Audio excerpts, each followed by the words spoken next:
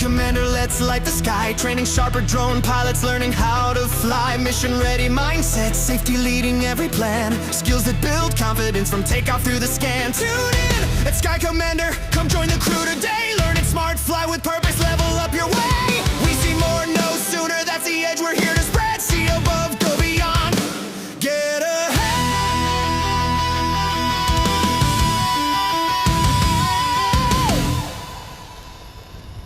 Okay, let's get started. You're staring at your drone footage, right? And you just, you cannot figure it out. Oh yeah, it's the classic wall every pilot hits. Exactly, because the exposure is technically perfect. I mean, the highlights aren't blown out, the shadows aren't crushed, and you flew the route flawlessly without a single, jerky movement on the sticks. Right, you bought the expensive gear, you did everything by the book. Yeah, but then when you play it back, the footage feels inexplicably cheap. It feels, harsh. It has that stuttery quality to it. Yes. It looks less like a cinematic masterpiece and much more like, I don't know, really high-resolution security surveillance video. Why? Well, because you've been lied to about what cinematic actually means. And honestly, it's the most frustrating plateau for a drone pilot. It really is. So today, for this deep dive, we are taking official guidance and technical manuals from camera titans. We're talking DJI, Panasonic, Nikon, to basically reverse engineer the physics of light. And we really need to shatter the biggest myth about ND filters while we're at it. Absolutely. We are going to fix that stuttering footage permanently. So what is this big myth? It's the idea that ND filters are somehow like magic glass. I see this constantly on forums. People think an ND filter directly adds a cinematic look. Right, or they assume the glass itself somehow paints motion blur onto the footage. Which is crazy when you think about it. It is. If we establish nothing else right now, it has to be this. An ND filter is simply a tool for light control. It reduces light. That is its only functional job. So the neutral part means it doesn't mess with the colors, right? Exactly. It is optically neutral, meaning it's specifically engineered not to alter the color temperature of the scene. It won't add a warm cinematic tint or a cool blue hue. Okay, and the density part? That just refers to its physical light blocking power. DJI actually uses a very plain English analogy in their official guidance. They describe ND filters as sunglasses for your camera lens. Sunglasses, I like that. Yeah, so the world outside is still blindingly bright, but the sensor just receives a fraction of those photons. But let me push back on that right away. Because if I'm flying a drone on a sunny day and there's too much light, why do I need to buy an accessory piece of glass at all? What do you mean? Well, in traditional photography, if the sun is too bright, you just make the aperture in a lens smaller. You stop down to f11 or f16. Right, like squinting your eyes in the sun. Exactly. Why can't I just tell the drone camera to squint? That is exactly what a photographer would instinctively try to do. But it collides with the physical limitations of drone hardware. Okay, how so? Well, unlike a large cinema camera or a full-frame mirrorless system, the vast majority of consumer and prosumer drone cameras have fixed apertures. Oh, right. So they literally can't squint. Exactly. The opening that lets light in is mechanically permanent. It might be locked at f2.8 or f1.7. You just cannot adjust it. But what about the higher-end drones? Some of those have variable apertures now. They do. But even then, the image sensors are relatively small. If you stop down a small sensor lens to a tiny pinhole like f11, you hit a physics wall called diffraction. Diffraction? That sounds like a great way to ruin a shot. It is. The light waves literally bend and interfere with each other as they squeeze through that tiny opening, turning your crisp 4K image into this soft, mushy mess. So the camera is essentially staring at the sun with its eyes forced wide open. Yep. And if your sensitivity is already as low as it can physically go, usually ISO 100, the camera only has one internal tool left to stop the image from turning completely white, right? Right. It has to fire the shutter incredibly fast. If it can't restrict the volume of light coming through the lens, it has to restrict the time the sensor is exposed to that light. So it ramps the shutter speed way up, like 11,000th or 12,000th of a second. Exactly. And Nikon points out that this is where a variable ND filter, or a set of fixed ND filters, becomes effectively a fourth exposure control. A fourth control alongside ISO, aperture, and shutter speed. Because the aperture is locked, the ND filter becomes the only physical tool available to restrict the volume of light, which then buys back your control over the element of time. It's basically a permission slip. I was thinking about this earlier. Think of your camera's sensor like a bucket. Okay, a bucket. Yeah, and the light is water coming out of a hose. Your shutter speed is the exact amount of time you leave that bucket under the water. That makes sense. On a bright, sunny day, that hose is acting like a high-pressure fire hydrant. If you leave the bucket under the water for even a fraction of a second too long, it overflows instantly. Your image is totally blown out. Right, it's just pure white. Exactly. So an ND filter doesn't change the bucket, and it doesn't change time. It is simply a nozzle you screw onto the end of the hydrant to restrict the water pressure. I love that analogy. Thanks. By restricting the pressure, you now have the permission to leave the bucket under the water for the exact amount of time you originally wanted without it overflowing. And the specific amount of time you want to leave that bucket under the water is the entire secret to professional video. But this is where beginners get completely lost in the chain reaction. How? Well, a new pilot flies on a sunny day, the footage looks harsh and stuttery, and a forum tells them, You need an ND filter for cinematic footage. exactly.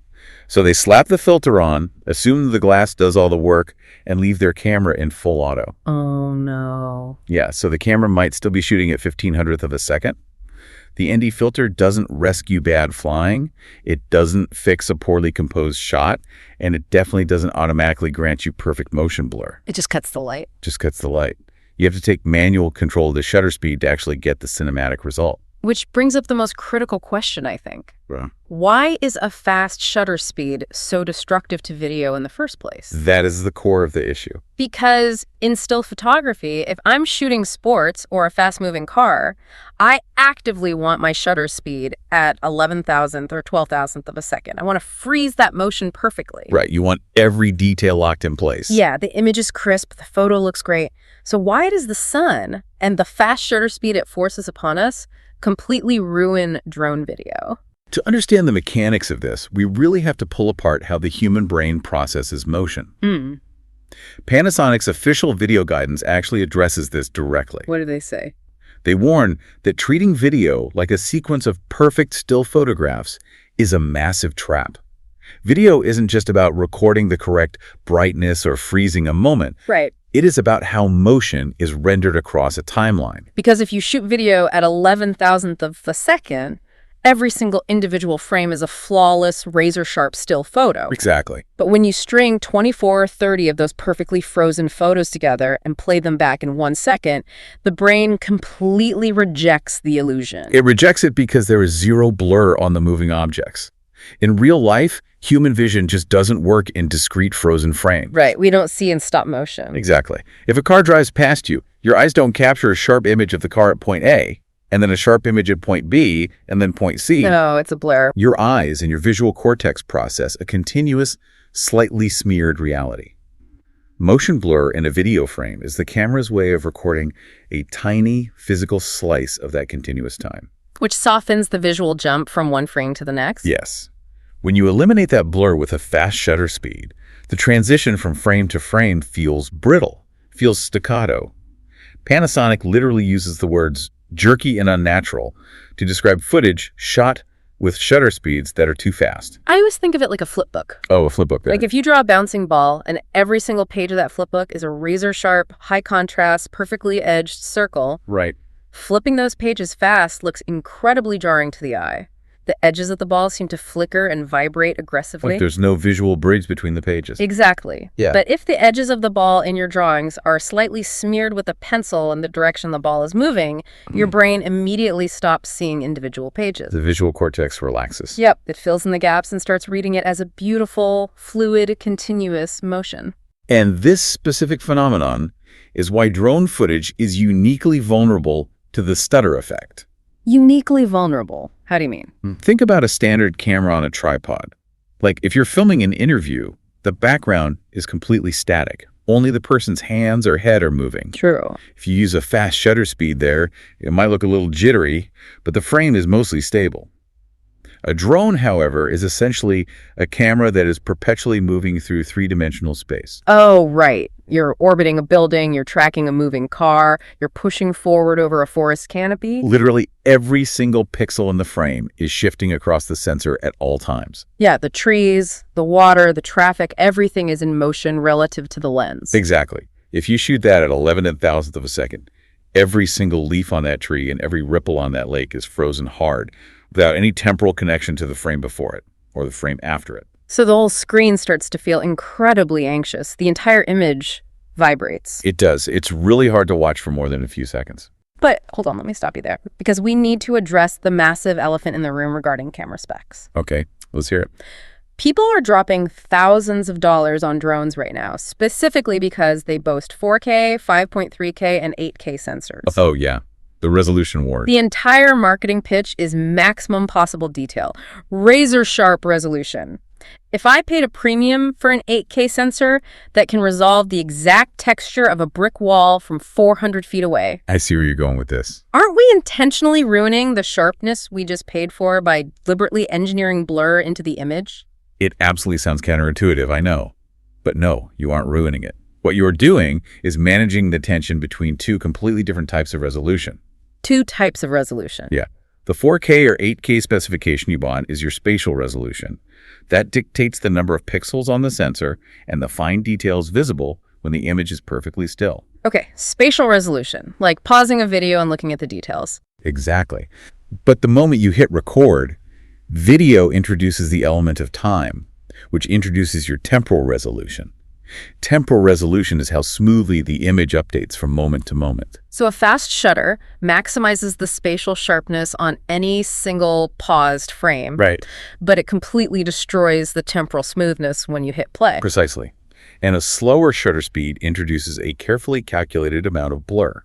You are sacrificing a microscopic amount of per frame spatial sharpness on moving objects to vastly improve the temporal smoothness of the sequence. That makes total sense when you frame it like that. The guidance from Panasonic and the legacy of cinematic history are both absolutely adamant on this point.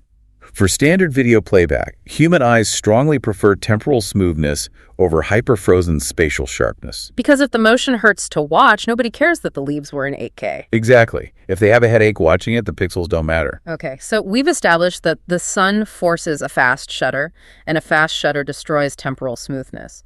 We know 11,000th of a second is fundamentally wrong for cinematic motion. Yes, fundamentally wrong. But what exactly is the correct speed? We can't just guess. If I'm flying at 30 miles an hour over a landscape, what is the exact mathematical shutter speed I am fighting to protect? That target speed is entirely dictated by one foundational setting, your frame rate. Frame rate, okay. This is where we get into the 180-degree shutter rule, which is the absolute bedrock of video motion.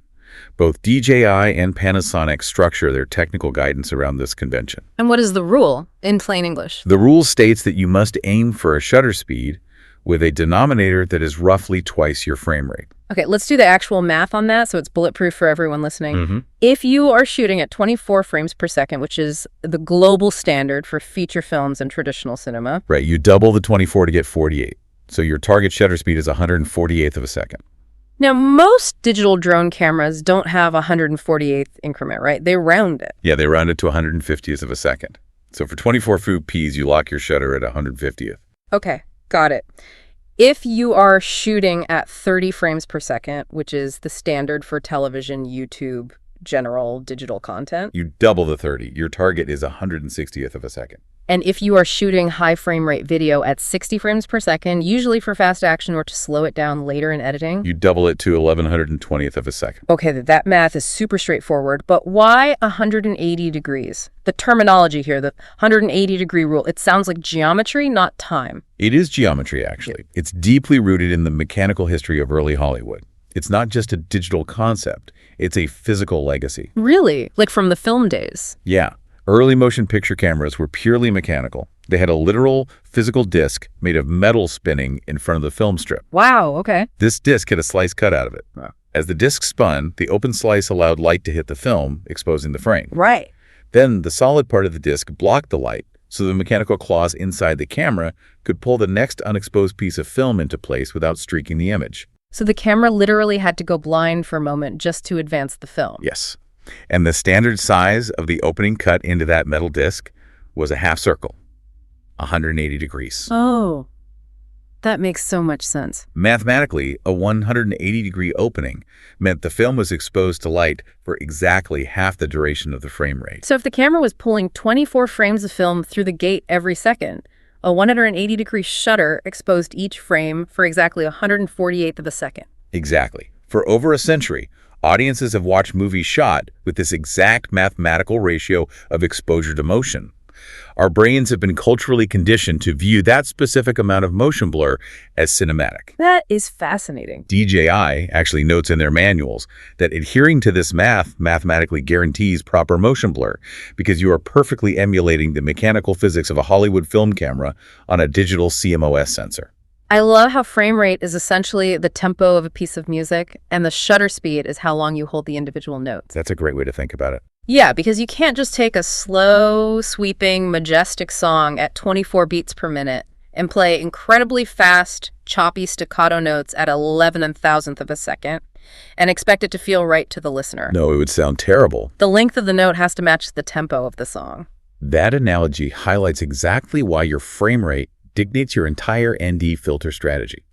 Frame rate totally changes your requirements for light reduction. Give me a practical scenario. Let's look at two drone pilots standing in the exact same field at high noon. The sunlight bombarding them is identical. Okay, Pilot A and Pilot B. Pilot A decides they want to shoot at 60 frames per second for a slick, slow-motion action shot. Following the 180-degree rule, Pilot A's target shutter speed is 1120th of a second. Right. Pilot B is shooting a narrative short film at 24 frames per second. Pilot B's target shutter speed is 150th of a second. So right off the bat, before we even touch a piece of glass, the camera shooting at 60 frames per second is already blocking more light naturally, just by obeying the rule. Precisely. 1120th of a second lets in less than half the light of 150th of a second. The pilot shooting at 24 frames per second is holding their sensor open more than twice as long. Therefore, Pilot B, shooting at the lower cinema frame rate, is going to need a significantly stronger, darker ND filter to survive that exact same midday sun without blowing out the image. Okay, I have to jump in here and play devil's advocate for a second. Do it. Because the internet is full of conflicting advice on this. Beginners post on drone forums every single day saying, I just flew my drone at 60 frames per second on a glaringly sunny day. I didn't use an ND filter at all. My shutter speed was probably at 12,000th of a second, and my footage looks totally fine. I read those posts all the time. There's no crazy jitter. It's totally smooth. Is this 180-degree rule just gear snobbery from film school dropouts? It is a very common illusion, and the physics explain exactly why they are being fooled. Okay, explain the illusion. Why does it look fine? The reason their footage looked fine without a filter is entirely because they were shooting at 60 frames per second. Right. The sun forced their camera to shoot incredibly fast, maybe 11,000th or 12,000th of a second. Now, 11,000th is extremely fast, but when your target shutter speed for 60-foot piece is already 1120th, the mathematical gap between the ideal and the reality isn't as catastrophic to the human eye. Oh, because a camera is taking a picture so frequently, 60 times every single second, the temporal gap of unrecorded time between each frame is very small. Exactly. The high frequency of the frames naturally masks the stuttering effect. The subject doesn't have time to move very far between frame 1 and frame 2, so the lack of blur isn't as jarring. But this gives that beginner a massive false sense of security. Huge. They think they've beaten the system. But the moment that same pilot decides they want the classic 24 frames per second cinematic look for a real estate video, and they leave the filter off, the system collapses. Because at 24 fps, the sun still forces the camera to 11,000th of a second. Yes, but the target is 150th. The gap between 150th and 11,000th is enormous. The temporal gap of unrecorded time between frames at 24 fps is wide. An object moves significantly between frame 1 and frame 2. Right. And without the motion blur to bridge that physical gap, the footage instantly shatters into a jittery, unwatchable mess. And the pilot will have absolutely no idea why their camera suddenly looks bad. So the rule isn't snobbery, it's just physics. Just physics. Once you lock in your frame rate, and you use the 180-degree rule to find your target shutter speed, your entire job as a pilot is to measure the gap between what the blinding sun is forcing your camera to do and what you actually want your camera to do. That's the whole game. Measuring that gap tells you exactly which specific piece of ND glass to pull out of your kit bag. But how do we translate the numbers on those little glass squares into real-world lighting adjustments? We need to decode the ND rating system. When you look at a set of filters, you'll see labels like ND4, ND8, ND16, ND32, ND64. The classic numbers. The core logic is simple. A larger number means a higher density. Higher density means less light passes through the glass, which gives you the mechanical ability to hold a much slower shutter speed in bright conditions. DJI's technical manuals break this down into stop reductions. And for anyone who needs a quick refresher, a stop in photography is simply a mathematical doubling or halving of light. Exactly. If you increase your exposure by one stop, you are letting in twice as much light. If you decrease it by one stop, you are cutting the light exactly in half. Right. So an ND4 filter cuts the incoming light to 14 of what it originally was. It cuts the light in half and then cuts it in half again. That is a two-stop reduction. Yes. Practically speaking, an ND4 is very weak. You would only use it for very light correction, perhaps on a cloudy, overcast day where the sun is entirely hidden, but the sky is still fairly bright. Okay, what about ND8? An ND8 cuts the light to 18. That is a 3-stop reduction. It's useful for modest sunlight, late afternoon conditions, or, as we just established, shooting at 60Ps in decent daylight, where your shutter target is already faster. Then we move into the heavy artillery, the ND16. The workhorse. The ND16 cuts the light to 116th, which is a 4-stop reduction. DJI considers the ND16 the primary bridge to true cinematic shooting in strong, everyday sunlight. Okay, and ND32. Cuts the light to 132nd, a 5-stop reduction. You use this for hard, direct midday sun or when you are flying in highly reflective environments. And then you have the extreme glass. Yeah, ND64 provides a 6-stop reduction, and DJI even manufactures ND128 and ND256 filters. Those extreme filters, ND128 and 256, those have to be for brutal, blinding environments. Imagine flying over a glacier at high noon or a white sand desert. The amount of light bouncing off the ground back up into the drone's sensor is astronomical. That actually brings us to the gap measurement framework, because the most critical mistake pilots make is looking up at the sky and guessing the filter based on a weather vibe. Oh, the weather vibe? They think, it's sunny, I'll use the sunny filter. But light doesn't work on vibes, it works on exponential physics. It does. So walk me through the math. Let's say I'm in the field. I put my drone on the landing pad, no filter on the lens yet. The camera is set to 30 frames per second, so my target shutter speed, according to the 180-degree rule, is 160th. I look at my tablet screen, and to get a properly balanced image, the drone is currently firing the shutter at 11,000th of a second. Got it. How do I mathematically bridge the gap from 11,000 down to 160? You divide the actual speed by the target speed. 1,000 divided by 60 is roughly 16.7. That means your shutter speed needs to be roughly 16 times slower than it currently is. Okay. Since stops of light are measured in powers of 2, we calculate 2 to the power of what equals 16. 2 times 2 is 4, times 2 is 8, times 2 is 16. That's 4 doublings. You need exactly 4 stops of light reduction to bridge that gap. And as we just covered in the scale, a 4-stop reduction is exactly an ND16 filter. It's completely objective. You don't guess. The camera tells you the gap, and the mat tells you the filter. Perfectly objective. But I have to ask about environmental multipliers, because you mentioned flying over reflective surfaces like glaciers or sand. How much does the ground actually change the math? If the sun is the same distance away, why does a lake make it brighter than a forest? It's called the albedo effect, the measure of the diffuse reflection of solar radiation. Albedo effect. Okay. A dense green forest might only reflect 10 to 15% of the sunlight hitting it back up toward the drone. A calm lake or an ocean can reflect a massive amount of light directly upward, essentially acting as a secondary sun. Wow. Fresh snow can reflect up to 90% of incoming sunlight. Pilots chronically underestimate the power of environmental albedo. I can see why. They look up, see the sun, think ND8 is my standard sunny day filter, snap it on, and take off over a lake at noon. Bad idea. Terrible idea. Because in a highly reflective noon environment at 24 frames per second, an ND8 is hopelessly underpowered. The drone's auto-exposure algorithm will realize the image is still too bright and aggressively ramp the shutter speed back up to 1500 to compensate. And the motion blur is ruined and the footage stutters. Exactly. Okay, I understand the exponent math. It's elegant. But honestly, I'm doing this math in my head while my drone battery is at 40%, the wind is picking up, and the client is asking me how much longer I'm going to take. The real-world pressure. Exactly. I'm going to screw up calculating 2 to the power of 4 under pressure. I usually just slap an ND16 on, lock the shutter, and hope for the best. Tell me why that's a terrible idea and what I should actually do instead when the clock is ticking. It's a terrible idea because locking the shutter with the wrong filter means you're going to either severely overexpose the highlights, completely blowing out the clouds into unrecoverable white blobs, Ugh, the worst. or underexpose the shadows, creating noisy, grainy sludge. If you don't have time for the exact math, You have to use a deductive triage method based on your frame rate. Okay, triage method. Give us. Pick one. Identify your frame rate.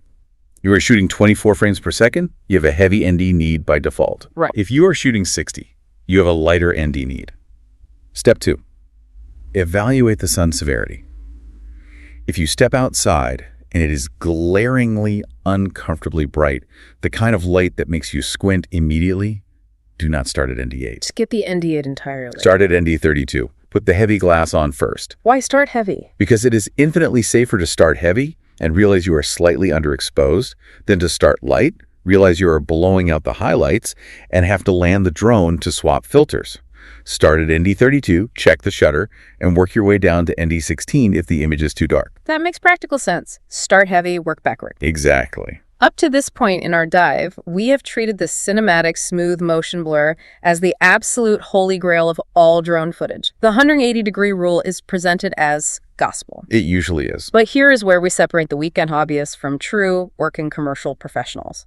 What happens when cinematic blur is exactly what the paying client does not want? This is a massive paradigm shift that many commercial pilots fail to grasp early in their careers. Let's talk about it. If you read the consumer manuals for standard DJI drones, the Mavic series, the mini series, they constantly praise ND filters for providing smooth cinematic blur. Right. But if you dive into the technical manuals for DJI on enterprise drones, the heavy lift rigs used for mapping, surveying, and industrial work, the guidance is violently opposed to ND filters. Violently opposed? Yes. For a roof inspection, a cell tower survey, or a photogrammetry mapping grid, DJI explicitly advises pilots to set the shutter speed to 11,000ths of a second or higher. Wow. They literally instruct pilots to actively minimize motion blur. So we are drawing a very hard line between what I would call beauty missions and evidence missions. I like those terms. Yeah, beauty mission is an emotional deliverable. It's a sweeping real estate reveal, a tourism highlight reel, a cinematic landscape meant to evoke awe. Right. But an evidence mission is a purely technical deliverable. It's a high-voltage power line inspection looking for microfractures, a roof damage assessment for a commercial insurance claim, or an engineering survey. The overarching lesson here is that smoother does not objectively mean better. Better means matched to the mission requirement. So true. Think about the end user of an evidence mission. An electrical engineer is sitting at a desk reviewing 4K drone video of a transmission tower. They are looking for a hairline crack on a porcelain insulator. They are going to pause the video on a specific frame to zoom in and analyze the damage. Exactly. They do not care about a dreamlike fluid pan. In fact, a fluid pan destroys their ability to do their job. They need the razor-sharp, spatially frozen edges of individual, discrete frames. So if a drone pilot gets hired for an industrial inspection and they arrogantly apply the 180-degree rule and an ND16 filter to force a cinematic, motion-blurred look, they haven't just made an aesthetic mistake. No, they've ruined the data. They have actively destroyed the technical data the engineer is paying for. The blurred insulator is totally useless as evidence. Exactly. And it's even more critical in photogrammetry. Photogrammetry, the process of taking hundreds of overlapping photos to build a 3D model. Yes. If the drone is moving while taking those photos, and the shutter speed is 150th of a second, every single image will have a tiny amount of microblur. Oh, I see where this is going. The photogrammetry software algorithms need pixel-perfect contrast to stitch the images together. Motion blur confuses the algorithm, resulting in a melted, distorted 3D model. So for mapping, you need brutal sharpness. You want 11,000th of a second, and you want zero ND glass in front of the lens. None. But let me give you a very common real-world scenario. Right. I have a commercial roofing client. They want a beautiful cinematic promo video for their website showing off their massive new installation. They want the sweeping, smooth, cinematic orbit. A very standard request. Right. But they also want a technical inspection video of the individual shingles to prove to the building owner that the installation was done perfectly for the warranty. Two very different needs. Can't I just find a compromise setting? What if I shoot at 12/50th of a second with a really light ND4 filter? I get a little bit of blur for the marketing video, but it's sharp enough for the inspection. I save battery, I save time, and I do it in one flight. The instinct to optimize is strong, but in professional aviation and cinematography, compromising between two fundamentally opposed physical requirements usually guarantees failure on both fronts. Really? Yes. The professional move is to split the flight entirely. If you shoot the middle ground of 12/50th, The footage won't have enough motion blur to look truly fluid and high-end for the marketing reel, and it will still feel a bit jittery during the orbit. And at the pixel level. It won't be sharp enough for the engineering warranty inspection. So you run two distinct setups. You run one evidence pass fast shutter, 11,000th, no ND filter, flying close to the roof. Yep. Then you bring the drone back to the landing pad, snap on the ND32, drop the shutter to 160th, and run the beauty pass from a higher altitude for the marketing video. Two distinct setups for two distinct deliverables. It is the only way to guarantee the physics of the camera match the requirements of the client. Okay, that is a hard rule to live by, but it makes total sense. It pays off, I promise. Now, whether you are shooting for cinematic beauty with a 180-degree shutter or sharp evidence with a fast shutter, eventually you are going to pull your drone down, review your footage on a larger monitor, and see something horrifying. The artifacts. Yes, you'll see rhythmic, pulsing dark spots or a wobbly, jello-like image vibrating across the screen. Human instinct immediately points the finger at the newest piece of gear. The ND filter must be defective. Oh, it's always the filter's fault. Always.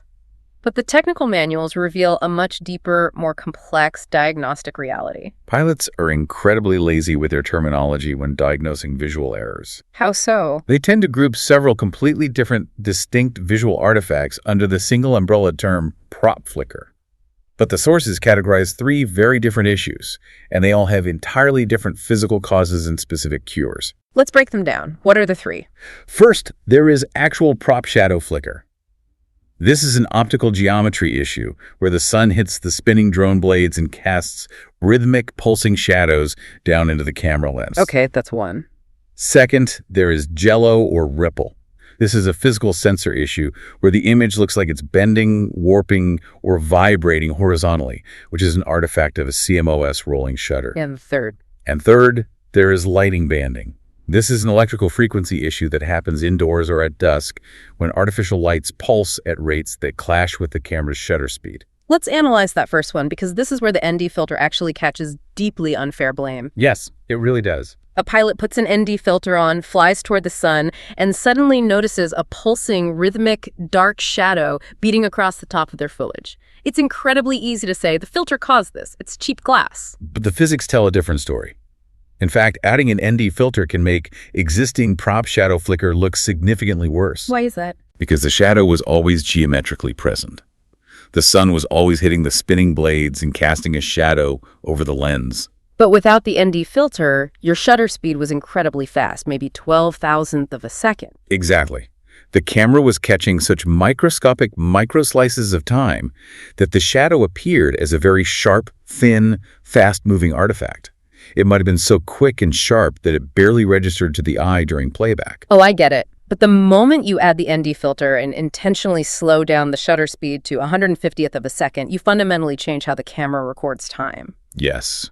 That shadow is now smeared across a much longer duration within each individual frame.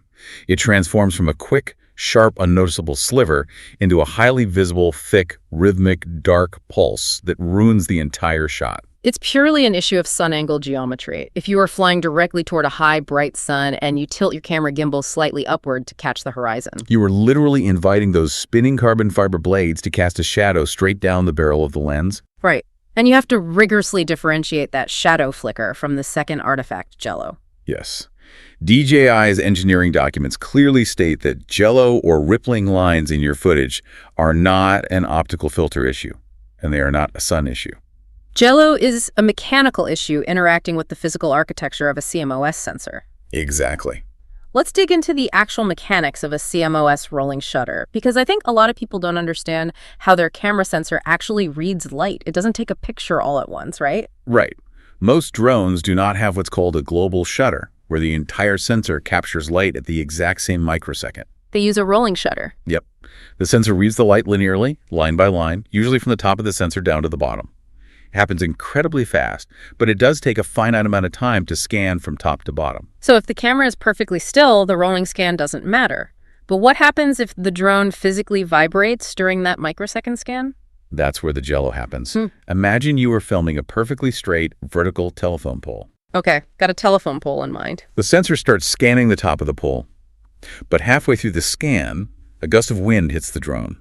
Or a damaged rubber gimbal damper allows a vibration from the motors to shake the camera slightly to the right. Oh, no. By the time the sensor finishes scanning the bottom of the image, the camera is physically looking at a slightly different spatial area than when it started. The top of the pole is recorded in one position, and the bottom of the pole is recorded slightly to the side. Exactly. When you play the video back, that straight pole looks bent, wavy, or diagonal. The image physically ripples. So if I see bending lines or rippling water effects in the sky, I shouldn't be looking at my ND filter or the sun. I should be looking for mechanical problems. Yes. Damaged props causing severe vibration, torn rubber dampers on the gimbal, flying in aggressively high winds, or simply slamming the control sticks and making the drone jerk violently. The sensor is just faithfully recording the physical shake as a temporal warp. Precisely. And the third issue, LED banding, is entirely electrical. Oh, banding. Have you ever flown a drone indoors under fluorescent lights or filmed a night football game under stadium LEDs and noticed thick, dark, horizontal bands rolling up or down the screen? Yes, and it ruins the footage completely. Again, pilots blame the ND filter, but it has nothing to do with glass. It's the lights themselves. Yes, artificial lights are not continuous light sources like the sun. They physically turn on and off rapidly, pulsing in sync with the alternating current of the local electrical grid. Which is usually 50 hertz in Europe and parts of Asia and 60 hertz in North America. Right. If your drone's shutter speed is out of phase with that electrical pulse, say you were shooting at 150th of a second under 60 hertz lights, the rolling shutter is capturing the exact microsecond the lights are physically turning off. The dark bands are literal recordings of the darkness between the electrical pulses. That's wild. It is. So the fix for banding is diving into the camera menu and finding the anti-flicker or clear scan settings and matching your camera's frequency to the local power grid. Exactly. Match the hertz, align the frequencies, and the banding disappears. Okay, so I'm playing the role of the diagnostic doctor in the field. I'm looking at my tablet and I see a problem in the live feed. What is my immediate protocol? If I see that pulsing shadow on my screen, what is my first move while the drone is still hovering? The very first fix is geometric. You simply change your aircraft's heading, turn the drone 45 degrees away from the sun, or lower the gimbal tilt a few degrees to physically move the lens out of the shadow path. If the flicker disappears, you've solved it purely with geometry without touching a single camera setting or swapping a filter. Exactly. You wouldn't put a cast on a patient who comes in with a fever. You have to treat the correct symptom. I love that, yes. If you see bending, warping lines, treat the physical vibration fly smoother, land and inspect the props or fix the dampers. If you see pulsing shadows, treat the sun angle geometry. If you see rolling black bands indoors, treat the electrical frequency in the menu. That is the exact diagnostic protocol every professional should memorize. Knowing how to read these environmental factors is crucial. But the environment isn't just limited to sun angles, mechanical vibrations, and electrical grids. No, it's not. The environment encompasses changing weather patterns, shifting ambient light, and fundamentally the strict aviation laws governing the airspace you are flying in. Which transitions us perfectly into the operational reality of drone cinematography. Because we've spent an enormous amount of time dissecting how to calculate, select, and use ND filters. But when is it the correct professional move to take the ND filter off entirely and fly with naked glass? DJI's low-light guidance is surprisingly aggressive on this front. They state that you shouldn't just avoid ND filters in obvious situations like pitch black night flying. Oh. You should actively remove them on heavily overcast days, at dusk, at dawn, and definitely whenever flying indoors. Oh, wait, let me push back on the overcast day scenario. Let's say it's 2:00 p.m. The sky is completely overcast, just a solid, featureless sheet of gray clouds. Okay, 2:00 p.m. solid clouds. My pilot brain says, it's still the middle of the day, it's still relatively bright outside. I should put a light ND4 on just to be safe, to give myself some wiggle room with the shutter. Are you saying that instinct is fundamentally wrong? It is fundamentally wrong because human eyes are incredibly deceptive. How so? Our pupils dilate automatically, making an overcast day feel much brighter to us than it actually is to a camera sensor. Overcast light is incredibly flat and often severely dim. So the camera is actually starved for light, even though it looks fine to us. Yes. If your camera can naturally hit your target shutter speed of 150th or 160th of a second on an overcast day without blowing out the highlights, adding an ND4 does absolutely nothing beneficial. Because if I add an ND4, I am stealing 2 stops of light from a sensor that is already struggling. Exactly. And how does the camera's auto exposure algorithm react when you steal that light? It has to maintain the exposure somehow. Since the aperture is fixed and you've locked the shutter at 150th to obey the 180-degree rule, the camera only has one tool left. Right. It jacks up the ISO. It artificially amplifies the electrical signal of the sensor. And what happens when you raise the ISO on a small drone sensor? You introduce noise. Yeah. You get a snowy, grainy, muddy image in the shadows. You have actively degraded your image quality for no reason other than a stubborn commitment to keeping a piece of glass on the lens. In that scenario, no ND is the scientifically correct ND. Let's talk about the gear itself, because it plays a huge role in adapting to changing light. We've mostly been discussing fixed ND filters. You snap an ND16 on the gimbal, it goes up in the air, and it stays in ND16 until you land. Right, they're fixed. But Nikon's photography manuals talk extensively about variable ND filters. Variable NDs. A lot of debate there. Yeah. A variable ND is basically 2 polarized pieces of glass stacked on top of each other. As you physically twist the outer ring, the polarizers cross-phase and the glass gets progressively darker or lighter. It's a neat trick. Nikon explains that variable NDs are incredible because they let you ride the exposure. Imagine you are panning the drone from a deeply shadowed, dark forest canyon directly into a glaring, sunlit horizon. A variable ND lets you smoothly adjust the light reduction on the fly.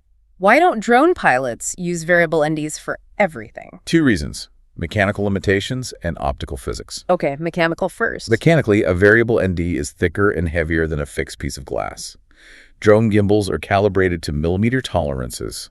Adding a heavy variable ND can throw off the gimbal balance, causing micro jitters or draining the gimbal motors faster. Oh, because it's working harder to stay level. Exactly. But the optical physics issue is the real deal breaker. Because a variable ND relies on cross-polarization, it interacts poorly with wide-angle lenses. And almost all drone cameras are extremely wide-angle. Yes. So what happens when cross-polarization meets a wide field of view? So, The angles of light entering the extreme edges of a wide lens hit the flat polarized glass at a different angle than the light entering the dead center. This creates an uneven reduction of light across the frame. that sounds bad. It's terrible. When you twist a variable ND to its darker settings on a wide drone lens, you get a massive, ugly, dark X pattern vignette stretched across your footage. An X pattern. Yeah. The corners go completely black while the center remains bright. It's optically ruined. This is why cinema purists and professional drone operators almost exclusively rely on high-quality, lightweight, fixed ND filters. But the drawback of fixed ND filters is that you are locked in. If you fly out with an ND32 for a bright scene and a massive thick rain cloud rolls over the sun halfway through your flight, your shot is instantly ruined because the filter is too dark and you can't adjust it in the air. And that operational reality ties directly into the legal and safety layer of drone aviation, which is something pilots completely ignore when they get obsessed with camera settings. Let's talk aviation law. Regulators do not care about your shutter speed. They care about where your eyes are. In the United States, under the FAA, what happens when a pilot gets too obsessed with their exposure? The FAA Part 107 regulations require VLOS visual line of sight. According to Section 107.31, you must physically watch the actual aircraft with your own eyes, unenhanced by binoculars or cameras, to scan for air traffic and hazards. Okay. If you are staring down at your tablet screen for 3 straight minutes, frantically swiping through menus, trying to adjust your ISO to compensate for a passing cloud because you used the wrong fixed ND filter, You're not looking at the drone. you are no longer flying an aircraft. You are operating a camera while a flying lawnmower hovers blindly in the national airspace. That is a direct violation of federal aviation law. And it's crucial to note that the FAA considers almost all drone use outside of pure personal hobby flying as commercial operations governed by Part 107. Right. If you are shooting a real estate video as an unpaid favor for a friend to help them sell a house, the FAA views that as furtherment of a business. You fall under Part 107 rules. The regulatory landscape is getting even more strict globally, too. Transport Canada has massive regulatory changes rolling out in 2025 under SR 2025-70. What are they doing? Canada categorizes drone operations by risk profiles: basic, advanced, and complex. The new rules for advanced certificates formally establish frameworks for EV loss or extended visual line of sight. Oh, extended visual line of sight. Yes, provided you have a highly trained visual observer communicating with the pilot in command. This legally changes the physical boundaries of where you can fly those sweeping, cinematic, mile-long tracking shots. But it requires strict, documented coordination. Exactly. You cannot just throw an ND-64 on your drone and fly a mile away over a residential neighborhood to get a cinematic sunset shot without the proper certification, safety protocols, and visual observers in place. The danger here is getting locked into a rigid, manual, everything cinematography mindset when you are on a fast-paced, complex commercial job. Sometimes the professional move is to leave the ND filter in the case, switch the camera to auto shutter, and let the drone manage the exposure. So you can focus 100% of your cognitive bandwidth on safely flying the aircraft before a massive storm cell closes your weather window. Right. A perfectly exposed, motion-blurred, mathematically flawless 150th of a second cinematic orbit is completely worthless to the client if it's flown illegally in controlled airspace. Or if you crash into a power line because you were staring at a histogram. Exactly. Aviation safety and legal compliance absolutely, unequivocally supersedes cinematic optical purity every single time. We have covered immense ground today. We've broken down the core physics of light reduction, the mathematical formulas of frame rates and shutter speeds, the mechanical diagnostics for rolling shutter artifacts, and the strict operational realities of aviation law. It's a lot to take in. It really is. Yeah. To truly elevate from an amateur who is guessing with glass to a professional who executes a planned mission, we have to weave all of these complex threads together into a single bulletproof habit. A protocol you run through before the drone's motors ever spin up? Yes, let's build the master professional pre-flight script. This is the ultimate sequence that working professionals use to prevent expensive, time-consuming mistakes in the field. Beginners usually make the error of picking the filter out of their case first, based on how sunny it feels, and then they try to force the camera settings to work around that glass. Professionals do the exact opposite. They choose the physical filter last. The technical manuals dictate a very specific, logical 6-step script. Let's walk through the script step by step so people can memorize it. Step 1, define the mission. Okay. Before you touch the controller, are you flying a beauty mission where emotional, smooth motion blur is the highest priority? Or are you flying an evidence mission where sharp, frozen, paused clarity for engineering inspection is the priority? Crucial first step. Step 2, pick the frame rate. This dictates your temporal resolution. Are you shooting at 24 or 30 frames per second for a natural, real-time cinematic delivery? Or are you shooting at 60 frames per second because the client requested high-speed action tracking or the ability to slow the footage down in post-production? Right. Step 3, set the target shutter speed. You take the frame rate you just chose in step 2 and you apply the mathematical rule. If it's a beauty mission, you double the frame rate. 30 fps means you lock the shutter at 160th of a second. But if step 1 told you this is an evidence mission, you throw the 180-degree rule completely out the window and you lock the shutter at 11,000th of a second or higher to aggressively freeze the spatial details. Awesome. Step 4, check the unfiltered exposure. Point the drone at the scene you are about to film without any glass on the lens. Look at the live feed. What shutter speed does the camera naturally want to use to survive the current sunlight without blowing out the highlight? Exactly. Step 5, measure the gap. You mathematically compare what the camera naturally wants to do in step 4 with your mandatory target shutter from step 3. You only add an ND filter to the lens if the blinding sunlight is pushing the shutter unacceptably higher than your target. If the mathematical gap is massive, say the camera wants 12,000th, but you need 150th, you add heavy glass like an ND32. If the gap is small, you use a light ND8. And if there is no gap, because it's a dark, overcast day, you fly naked. And finally, the most ignored step. Step 6, fly a proof clip. Do not just hover the drone 3 feet off the landing pad, look at your tablet, say looks good, and fly away. Hovering is a diagnostic lie. You must fly a short, active section of the actual planned route. Why is hovering a lie? Because optical physics only reveal themselves in motion. Glare from a building window, the shifting albedo reflections off a moving body of water, and the geometric angle that causes prop shadow flicker will only interact with your lens when the drone is actively moving through the three-dimensional environment. That makes total sense. The settings you dialed in on the landing pad are just a scientific hypothesis. The proof clip, reviewed critically in the air, is your empirical confirmation. That sequence is bulletproof. Let me synthesize that checklist for everyone listening. It's 6 distinct variables you have to command: mission, frame rate, shutter, gap, filter, test. Say it out loud before every flight. But let me throw a wrench into the system. I've done the 6 steps. The proof clip is flawless. I'm in the air, capturing the scene. Okay. The director walks up behind me and says, "Actually, that looks great, but could we get this next orbit sequence in slow motion? Can you bump the camera to 60 pieces really quick?" Oh, classic director move. If I change that one single parameter mid-flight, does the whole system break? Yes. The entire mathematical foundation shifts instantly. Wow. And you don't necessarily need to land the aircraft, provided you have enough battery and visual line of sight. Yeah. But you absolutely must run the entire mental algorithm again. Because changing the frame rate to 60 fps immediately changes your target shutter speed to 1120th. Right. That new, faster shutter speed fundamentally alters the mathematical gap we calculated in step 5. Because 1120th lets in less light than 150th. Exactly. The ND16 filter that was providing perfect exposure for 10 fps might suddenly be way too dark for 60 fps, crushing your shadows and introducing noise. You cannot just change temporal setting without evaluating the light restriction. You have to treat every single parameter change as a completely new flight mission. This has been a massive deconstruction of how cameras actually record reality.